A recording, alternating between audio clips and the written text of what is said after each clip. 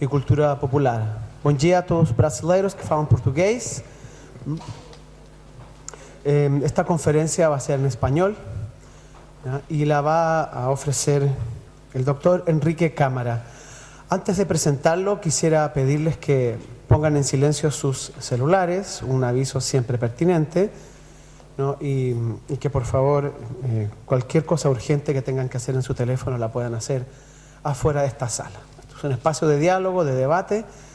Aquí queremos tener una pequeña pausa reflexiva en torno a la cultura popular y en el caso del día de hoy a la música.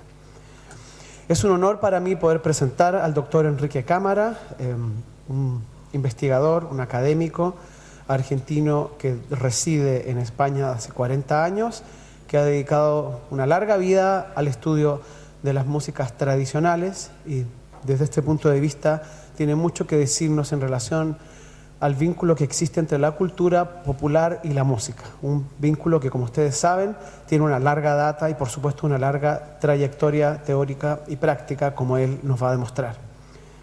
Enrique Cámara es doctor en etnomusicología y catedrático en la Universidad de Valladolid, en la que también ha dirigido entre 2000 y 2006 el Centro Buen Día de Extensión, Formación Continua y Actividades Culturales. Ha estudiado en universidades y conservatorios de música de Argentina, Italia, 10 años, y Francia. Ha sido docente de etnomusicología e historia de la música y ha dictado seminarios y conferencias en universidades europeas, asiáticas, africanas y americanas. Ha sido docente de piano, guitarra y composición y ha dirigido coros y conjuntos instrumentales en diversos países. Ha investigado y publicado sobre músicas tradicionales de Latinoamérica, España y la India, modalidad en la música de tradición oral, tango italiano, procesos de hibridación musical, improvisación musical, folk music revival, preservación y conservación de folclore, música y migración, historia y metodología de la etnomusicología, transcripción y análisis de la música tradicional y popular, polifonías tradicionales, creatividad musical, protagonistas de la tradición musical y etnomusicología audiovisual. En la actualidad, además de todas estas cosas que ha hecho, es el presidente de la Sociedad de Etnomusicología de la Península Ibérica, la CIBE.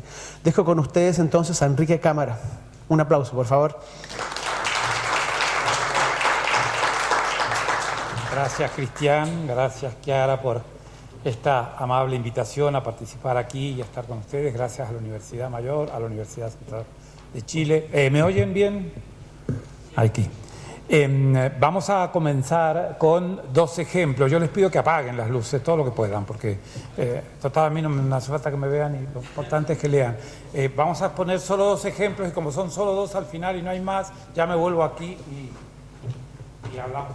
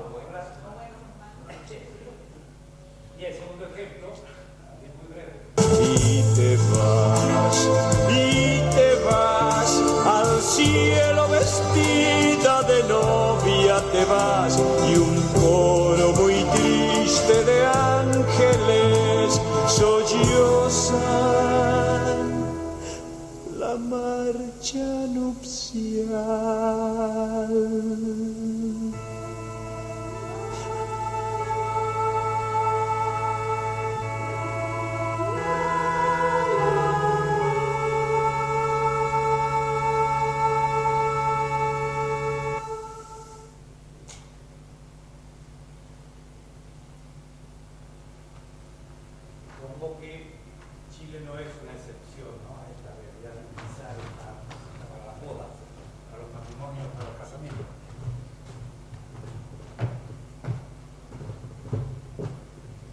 A ver si funciona esto. Bien, esto es lo que hemos oído entonces. Yo voy a leer, para no irme por las ramas. Ya bastante se va por las ramas el texto, creo. ¿Qué temas de posible estudio etnomusicológico se nos ocurre de entrada o se me ocurrieron a partir de estos dos ejemplares? Trasvases entre música popular y culta. Contrafactum no es el caso, adaptación creo que tampoco. Tal vez nos convenza más identificar el segundo ejemplo como una canción pop que cita un fragmento de música clásica, con lo cual nos sumaríamos a la dicotomía culto-popular en una dirección inversa a la de la tendencia más frecuentemente abordada por las disciplinas musicológicas que han considerado el uso de materiales de procedencia popular, folclórica, tradicional por parte de compositores de música docta. Pensemos, por ejemplo, en las canciones, las misas de los Marmé, del Renacimiento, la acción de nacionalistas, regionalistas de los siglos XIX y XX, etcétera. Un fenómeno que no siempre se verifica en la misma dirección. Si tropezamos en internet con una grabación que hay, no víctima inmolada por nuestra redención, o lo que sea, bien, a cada uno tal vez le remita a un ámbito distinto de la experiencia. En mi caso, cuando era chico, la cantaba en un templo durante la Semana Santa. Más tarde la encontré en la Pasión según San Mateo, ustedes saben que se repite 5 veces con distintas armonizaciones. Más adelante supe que se trata de un coral con texto de Christoph Knoll sobre melodías de Hans Leo Hasler, quien la tomó de una canción profana de temática amorosa, según tengo entendido. O sea que estamos en un ámbito temático que incluye distintos fenómenos. Recientemente, por ejemplo, en su conferencia de apertura a un congreso, Franco Fabri, el estudioso de música popular, se preguntaba sobre las distinciones entre copia e imitación y, cito, ¿cómo podemos identificar el plagio cuando en ocasiones lo que se aplica es una fórmula que ya usaban Bach y Beethoven? Probablemente Fabri se haya referido a lo que Carlos Vega denominó disponibilidades circundantes, que sería algo así como rasgos musicales de distintos tipos que circulan en determinados ámbitos sociales en momentos históricos concretos y que son utilizados por compositores e intérpretes.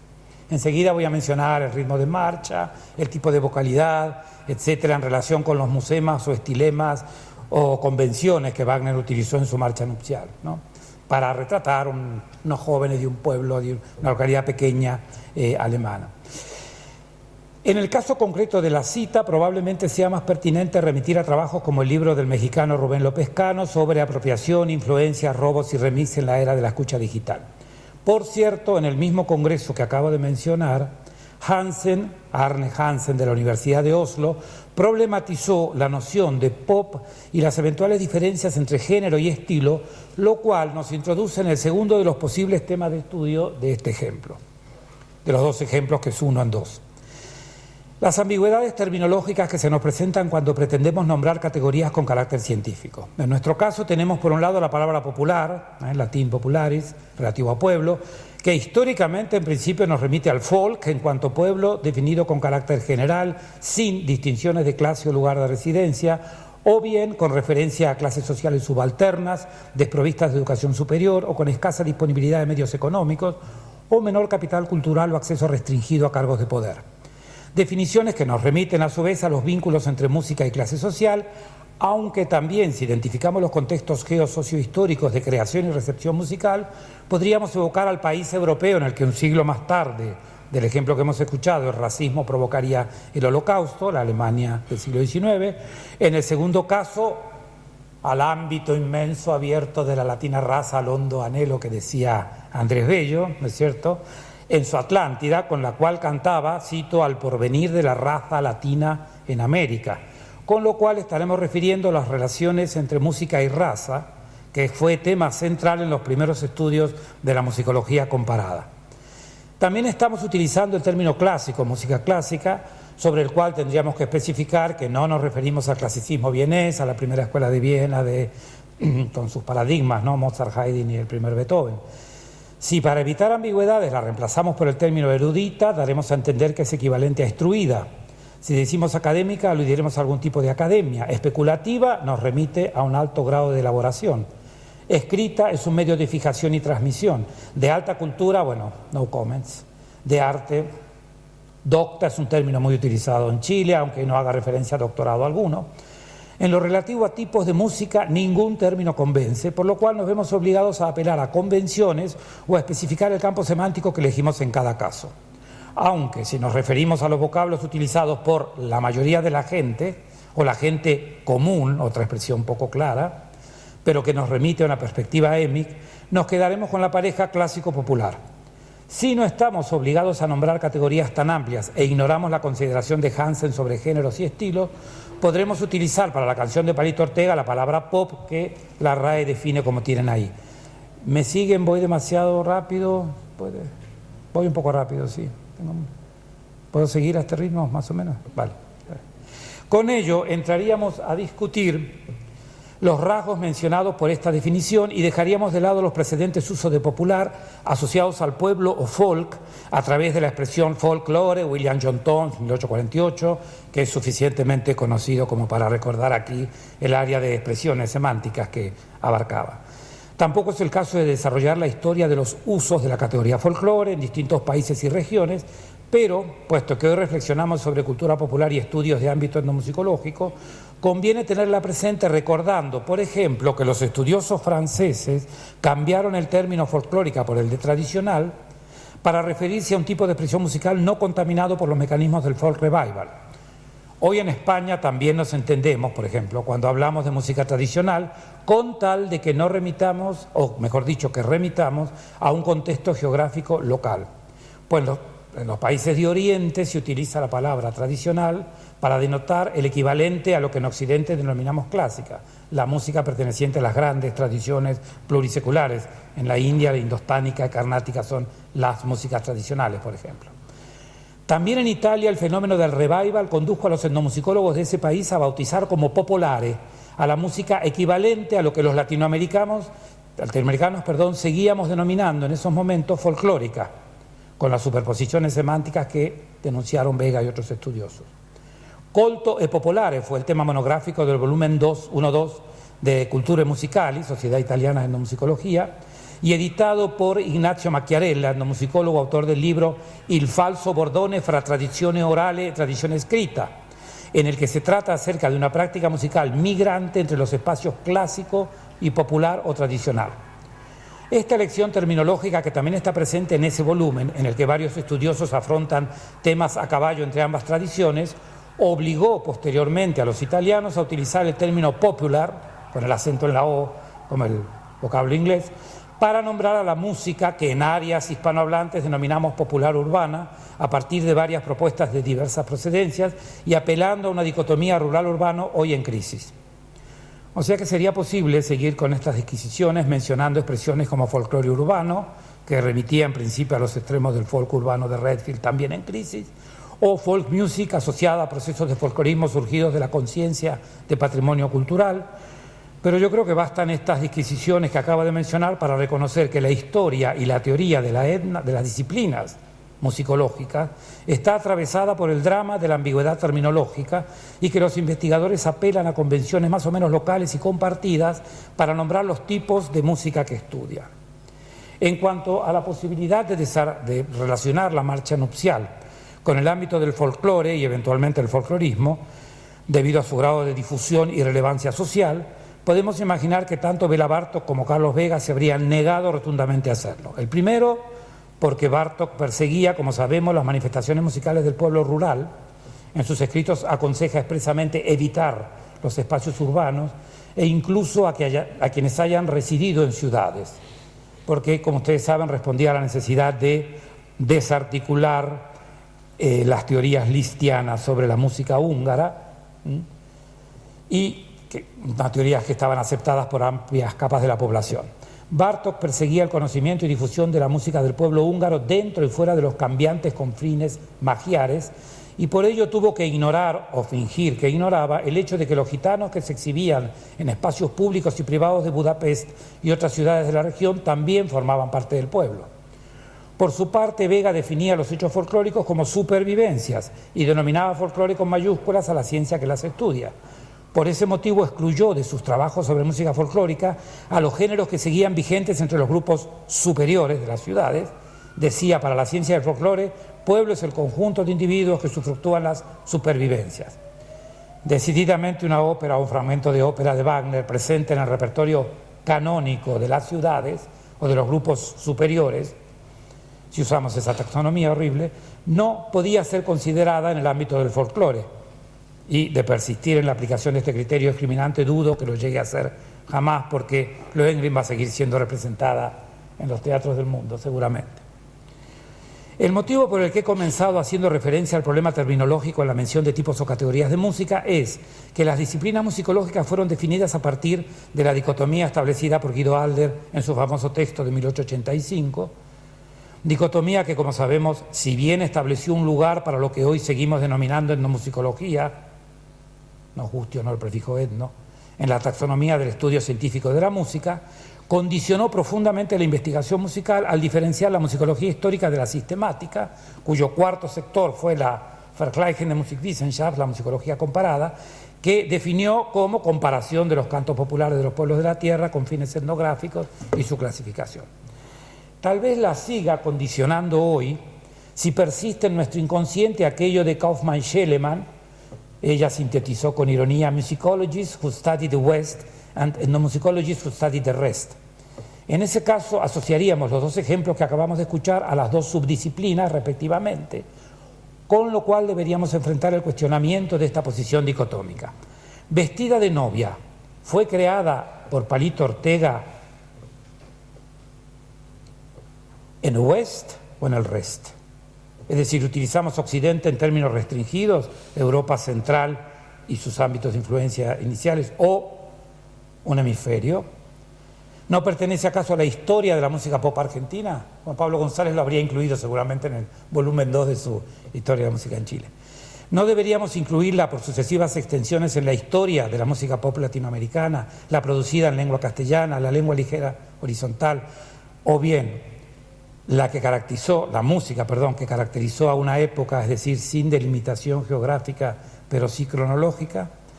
A ese respecto me viene a la memoria el título de una revista fundada en la década del 60 por Félix Luna, el historiador y poeta argentino, Todo es Historia. Y también, para el caso de nuestra área de estudios, la aplicación de la propuesta tripartita de Clifford Geertz por parte del etnomusicólogo estadounidense Tim Rice, que contempla construcción histórica, mantenimiento social y experiencia individual de la música.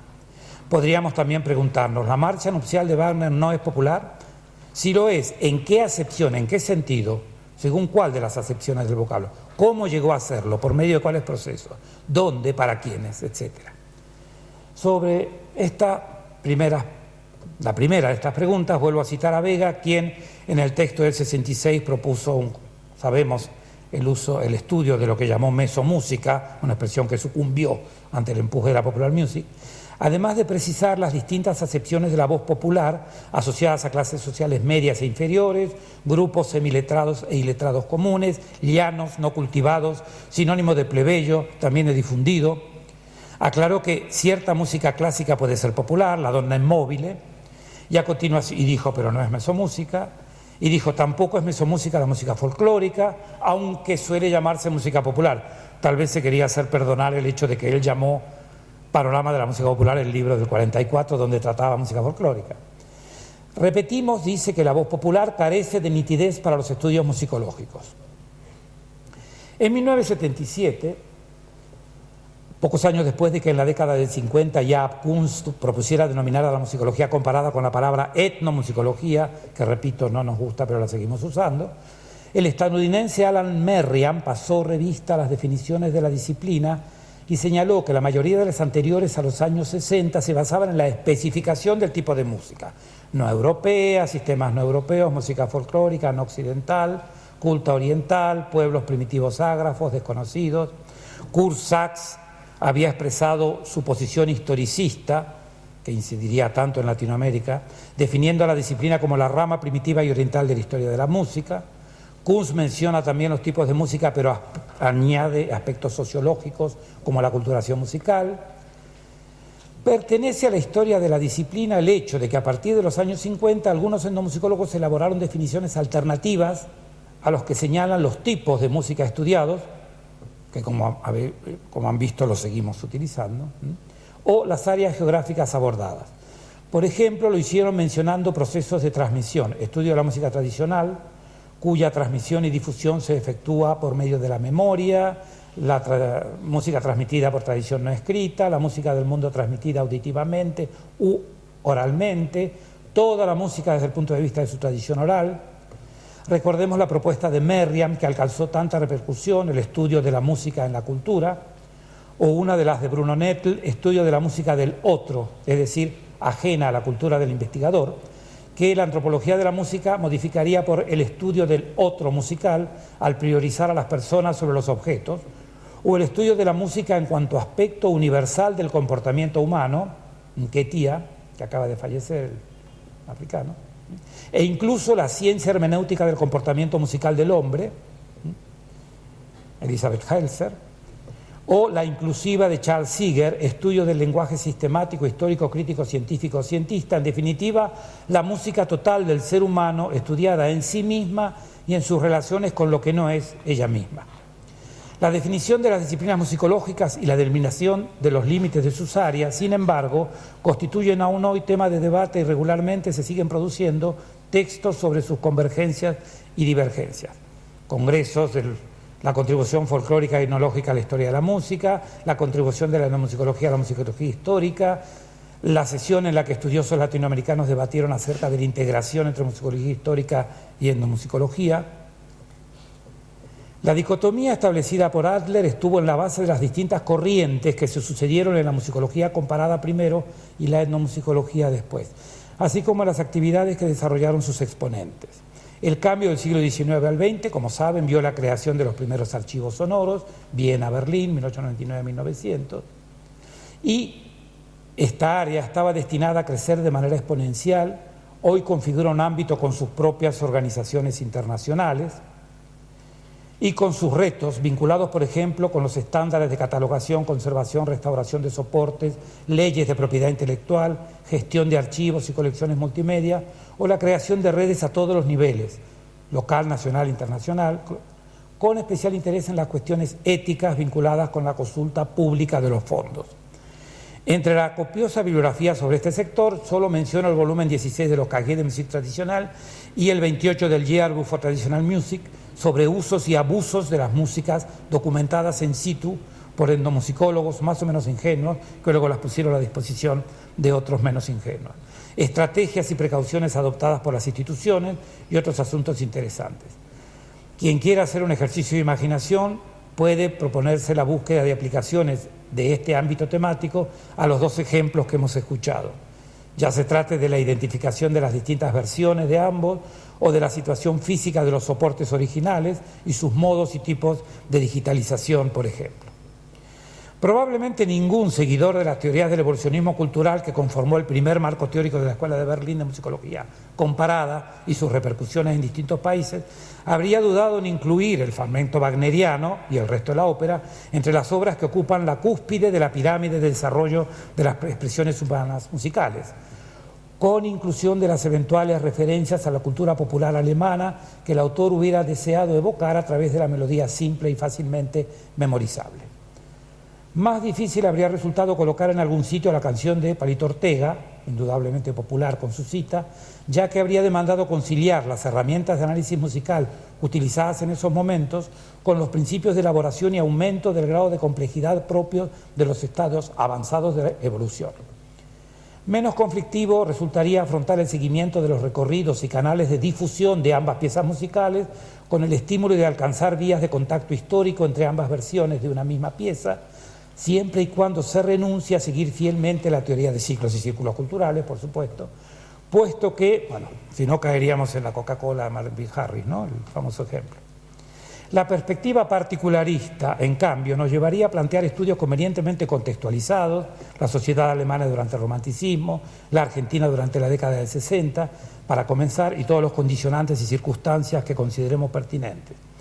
La funcionalista, valga la redundancia, exploraría usos y funciones, tal vez de acuerdo con la distinción establecida por Merriam, que tuvo tanto éxito, aunque fue después criticada, que cumplieron o cumplen estas piezas en los complejos culturales a los que pertenecen, tanto en lo relativo a la semiosis introvertida como la extrovertida, si me permiten citar a Jacobson, que no era etnomusicólogo, ¿no es cierto? Funciones de la lógica estrictamente musical en el primer caso y de las vinculaciones con ámbitos expresivos de otros componentes culturales en el segundo. Aquí contamos con las herramientas que proporcionan la transcripción y el análisis musical. Transcripción de música escrita con el sistema occidental de los 2 últimos siglos no sería necesaria, ni en sentido prescriptivo ni descriptivo, según Charles Seeger, puesto que existe partitura de Lohengrin y sin duda Vestida de novia fue entregada a Sadaik, aunque probablemente no en la versión que hemos escuchado con instrumentación y tal vez sin la cita de la marcha nupcial. Cabría la posibilidad de realizar una transcripción sinóptica como las sugeridas por Konstantin Brailoiu para evidenciar eventuales variantes entre versión original y citada, o incluso para ponerlas en relación con las incluidas en otras obras ejecutadas por distintos intérpretes o elaboradas en el seno de otros estilos.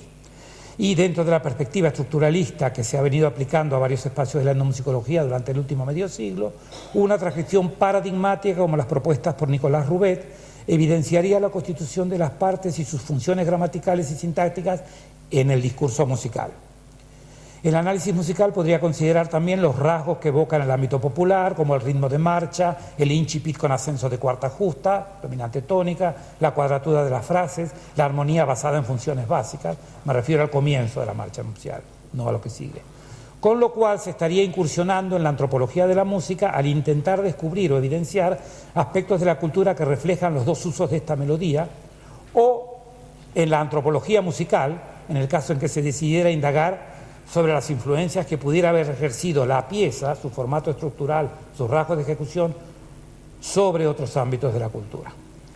De alguna manera, las diferencias de postura estética que funcionaron durante el último romanticismo, Escuela de Weimar, Escuela de Leipzig, asociadas a música y programa o música absoluta, son identificables en el espacio de la etnomusicología en las perspectivas musicológico-formalista y antropológico-musical.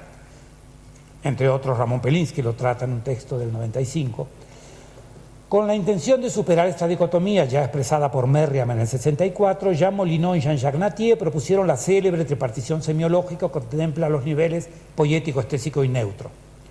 Entre los ejemplos de la movilidad del modelo proporcionados por Nattier en el libro del 87 figura justamente el de la tetralogía El anillo del Nibelungo, de la que compara los campos que abarcaría cada una de las 3 partes en el análisis de la obra en su primera representación pública completa en Bayreuth y en la del centenario en el Teatro de los Festivales respectivamente. Esto nos facilitaría la aplicación a nuestro doble ejemplo, que en primera instancia pasaría por todos los factores musicales, estéticos, históricos, sociales, económicos, que condicionaron la composición de Lohengrin, en particular la marcha o sea, la poiesis, la música de la que la partitura es huella escrita a nivel neutro y sus innumerables repercusiones en todos los niveles sociales, incluida la popularización y el uso en bodas, nivel estético. Y que en el caso del uso por parte de Palito Ortega obligaría a desplazar hacia la poiesis buena parte de los otros 2 niveles e incluir también allí datos biográficos profesionales de Francisco Dino López Ramos, el autor de la letra, Te miro y pareces dormida, etcétera, ¿no? Te vas vestida de novia, y Ramón Bautista Palito Ortega, responsable de la música e interpretación inicial, así como aquellos rasgos de otros agentes sociales que participaron en la puesta en vida de la canción, la editora Warner Chappell Music, por ejemplo, mover hacia aquí el nivel neutro con su argumento, letra y rasgos musicales y focalizar los aspectos del estético que nos interesa estudiar.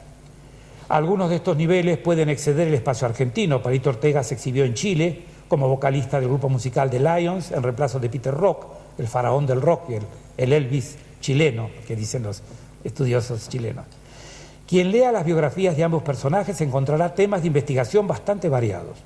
Migración, familia de Palito Ortega, pobreza, afán de superación, movilidad de los músicos, redes, competencia de productores, radiofórmulas de los mass media, historia del pop y del rock, nueva ola, revista musical, humor, imitaciones con música, versionado, cover y proposta, músicos latinoamericanos en Europa, reedición de grabaciones, escena musical, cine y televisión, revival, grabación en estudio versus performance en vivo, hegemonía musical, gusto, estética, política, significado, resemantización, lo que quiera. Estos últimos temas me permiten mencionar las perspectivas etnográficas e interpretativas surgidas en la disciplina a partir de la influencia del concepto simbolista de cultura que muchos etnomusicólogos conocieron gracias al célebre texto de Clifford Geertz. Si nos abocáramos a intentar una descripción densa de los fenómenos de uso y consumo de la marcha nupcial wagneriana, entraríamos en un mundo atractivo y peligroso desde mi punto de vista, ya que el estudio del significado siempre comporta riesgos hermenéuticos por tratar con un rasgo de la condición humana que me gusta comparar con la asíntota o el límite matemático. Jamás llegamos, ¿verdad? La flexibilidad y capacidad de transformación de los significados perseguidos, provocados, inesperados, individuales, colectivos, parece ser un rasgo compartido con la identidad, pensada en singular o en plural, otra área que creo sumamente pertinente transitar en el estudio de estos dos ejemplos. Sospecho, sin haberlo estudiado, que tanto las trayectorias biográficas como los legados musicales de Wagner y Palito Ortega podrían vincularse con identidades culturales de varios órdenes y en distintos espacios. Podríamos seguir aplicando esta lista de temas a partir de los ámbitos de interés que han ido surgiendo en el campo de la etnomusicología y sus correspondientes paradigmas y herramientas, hermenéuticas fenomenológicas, si observamos los significados surgidos en las experiencias vitales de músicos en el sentido inclusivo propuesto por Blacking, etnociencia y etnosteoría, si damos valor heurístico a términos y categorías EMIC en relación con lo que se piensa en ámbitos populares y se verbaliza acerca de la música y relacionamos objetos, comportamientos y conceptos, como propusiera Merriam.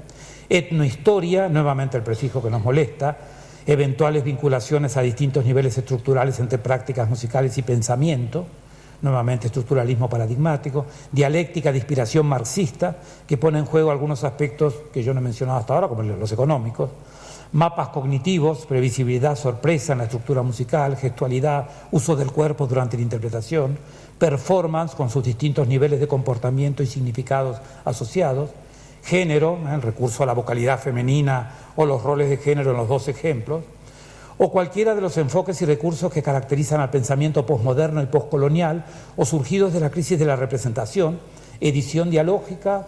¿En qué sentido? Bricolaje de puntos de vista, textos colaborativos, uso de la ficción, reflexividad, deconstrucción de discursos y procesos y otros. Y el amplio campo de estudios culturales, del que si me da tiempo creo que no, mencionaría algunos aportes etnomusicológicos.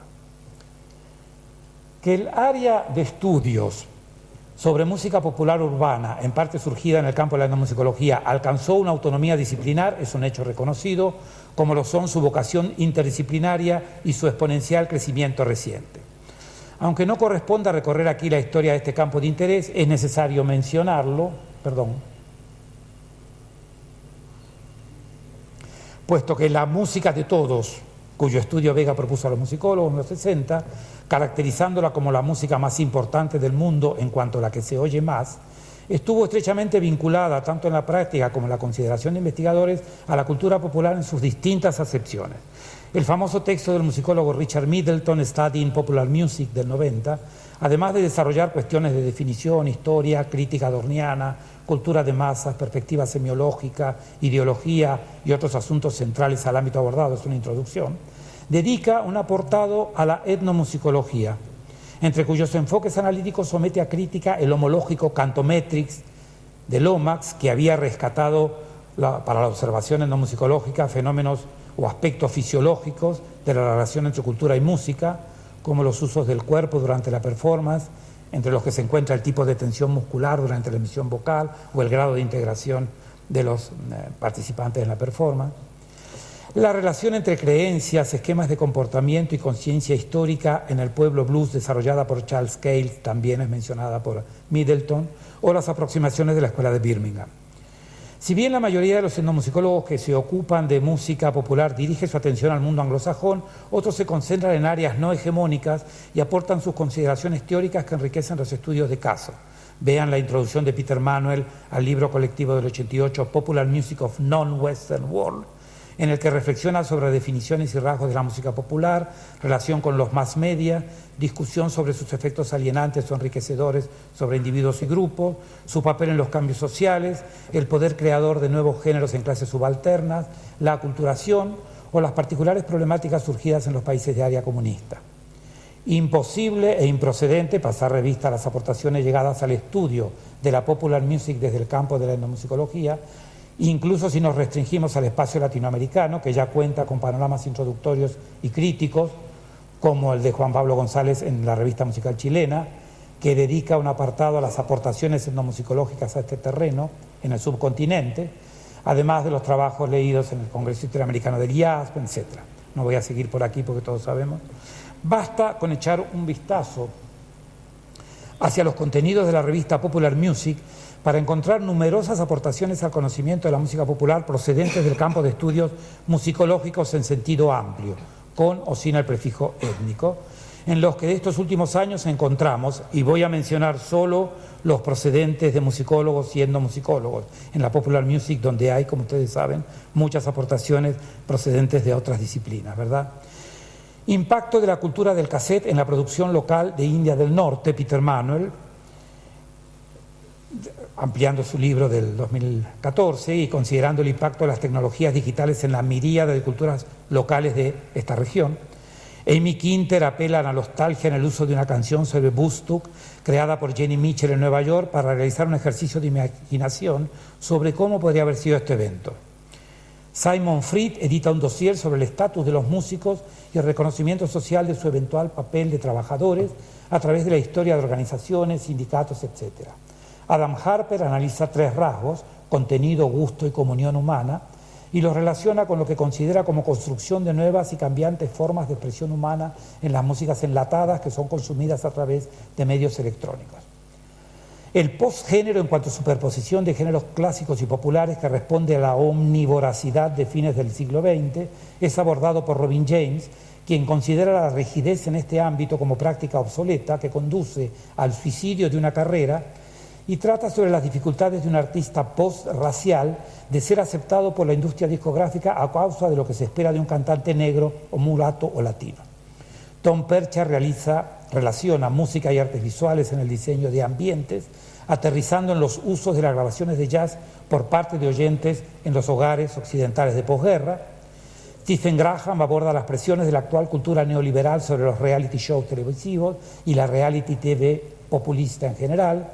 J.K. Winomen trata el cambio de paradigma desde la emisora hacia el receptor como eje en políticas de programas radiales de música popular comerciales en Finlandia en un periodo determinado. Mimi Haddon aboga por la superación crítica de las dos posiciones antagónicas colonial y postcolonial en el uso del dub reggae por parte de músicos post-punk.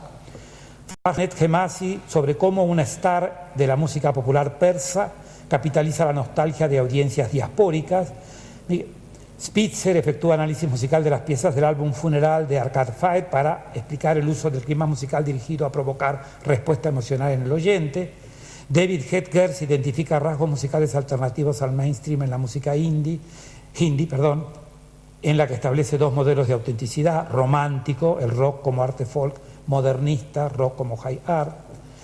Swin Smith observa las relaciones entre el estilo musical de Led Zeppelin y el clima político y social de los años 70 en la Gran Bretaña. No voy a seguir, pero ustedes pueden imaginar que yo me entusiasmé a hacer unas listas aquí, después dije, bueno, en realidad hay muchísimo, ahí tienen ustedes muchísimo más: la agenda queer de una intérprete negra, música y movimientos sociales, identidad comunitaria simbólica en la performance, intérpretes enmascarados de música popular urbana en Suecia, interacción entre puntos de vista de músicos y audiencias locales. En fin, no he elaborado estas frases sintéticas solo sobre, digamos, exclusivamente sobre etno, sino algunos trabajos musicológicos también. Pero vamos a ir terminando. En la versión escrita de la charla tal vez podrán encontrar un ejercicio similar sobre otras revistas, los últimos años de Ethnomusicology, por ejemplo, o los últimos años del The Wall of Music. Hemos hecho, que ya está entregado hace tiempo, va a salir en internet y ya les avisaré, una especie de libro digital sobre recursos para la investigación etnomusicológica con Leo Díaz Collado, que es chileno y está allí trabajando en su tesis doctoral. Y allí hay, por ejemplo, el capítulo de revistas, tiene 100 revistas o más, y con indicaciones, y hay muchos vaciados. El vaciado del Yearbook for Traditional Music son 200 páginas, así que van a tener para entretenerse digamos, sobre todo en revistas que sean de más difícil acceso en América Latina o en otros idiomas.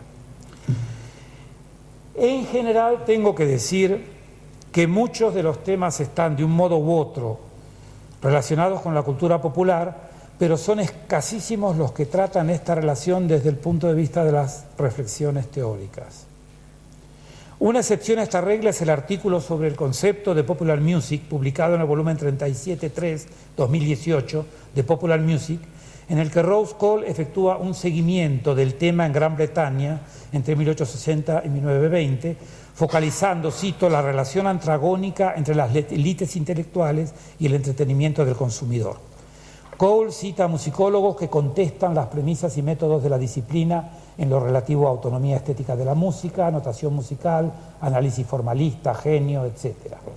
Menciona también el simposio de la revista Popular Music 2005, en el que una postura propuso desmantelar la división entre música popular urbana y otros tipos de música, otra destacó la utilidad de la categoría, etc.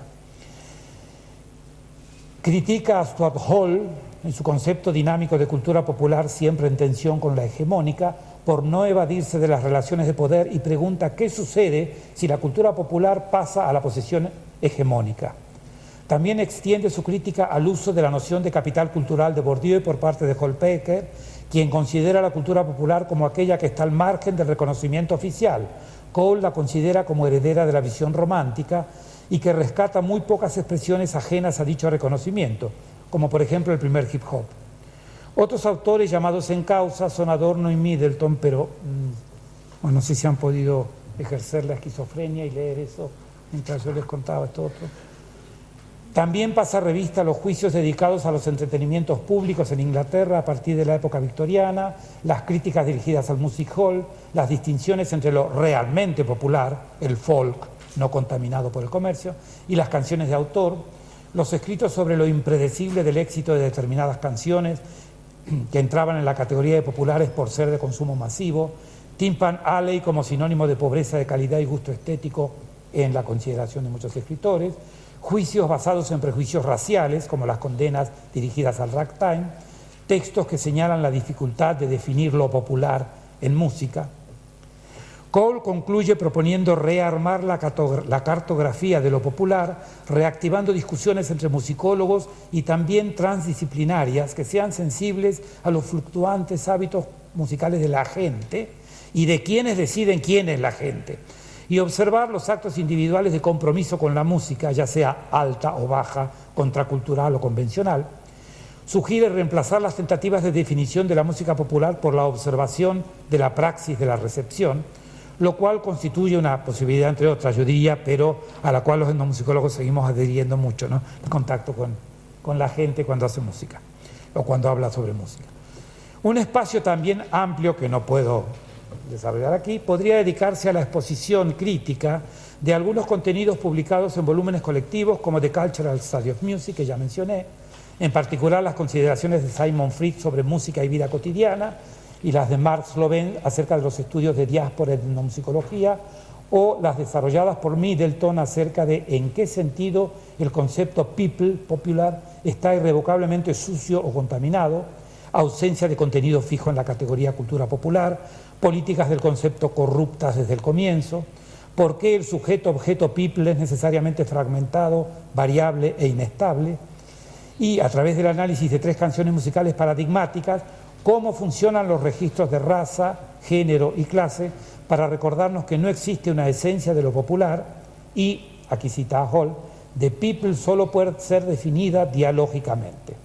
Yo encuentro esta llamada al diálogo oportuna para terminar recordando una cita de William Rose pronunciada por Anthony Seeger en la Universidad de Valladolid en 2018. Cito: para el músico, gran parte de esta música popular es común, aburrida y carente de valores estéticos y artísticos para determinados músicos.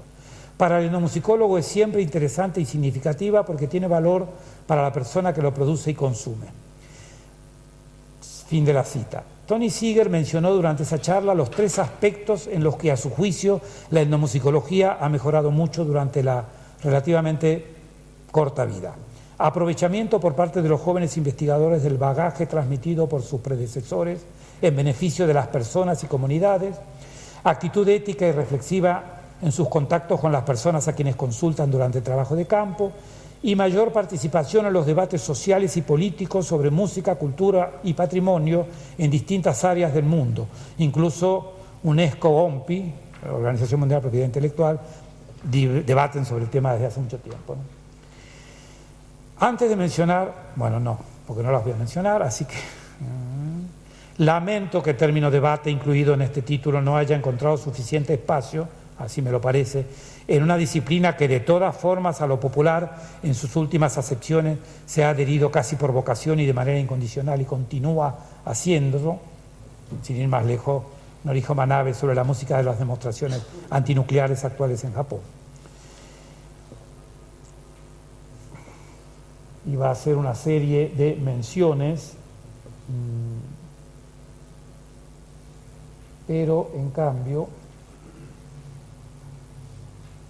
diré que quedan para futuras consideraciones otras propuestas interesantes, como la relación entre tecnología digital e invisibilidad en procesos de creación y recepción musical, la denuncia sobre el desinterés de musicólogos sobre las prácticas musicales de pueblos originarios en la Argentina, Irma Ruiz, las aportaciones de Víctor Rondón sobre música y negritud en Chile y muchas más.